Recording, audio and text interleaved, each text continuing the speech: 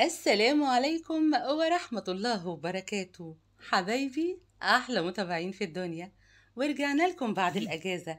كل سنة وحضراتكم طيبين. النهاردة هعمل معاكم كباب الحلة، وصفة سهلة ولذيذة. بتمنى من قلبي إنها تعجبكم، بتمنى أكتر إنكم تعتمدوها. يلا نسمي الله ونبدأ مع بعض. عندي 450 جرام من اللحمة، قطعتها لمكعبات متوسطة. عندي بصلتين قطعتهم لجوانح. وفي حلة على النار هنزل بمعلقة من الزيت، معلقة محترمة كده من السمنة. هنزل بكمية اللحمة بتاعتي، هنزل عليها بورق اللوري وكمان الحبهان. بعد كده هنزل بكمية البصل، وعايزة اقول لكم تقدروا تضاعفوا كمية البصل وتبقى قد كمية اللحمة، بيبقى طعمها حلو قوي في الوصفة دي. هنقلب، ولما البصل بتاعنا كده يبتدي يكرمل معانا زي ما هتشوفوا معايا، هننزل بالفلفل الاسود وكمان خلطة السبع بهارات، وهنقلب ولا أسهل من كده.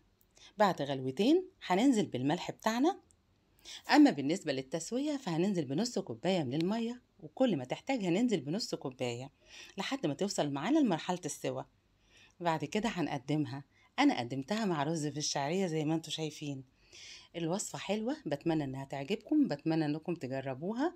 بتمنى ما تنسوش تدعموني بلايكات كتير، شير للفيديو، اشتراككم في قناتنا في المطبخ مع سنة. اشوفكم في فيديوهات تانية كتير. السلام عليكم ورحمة الله وبركاته.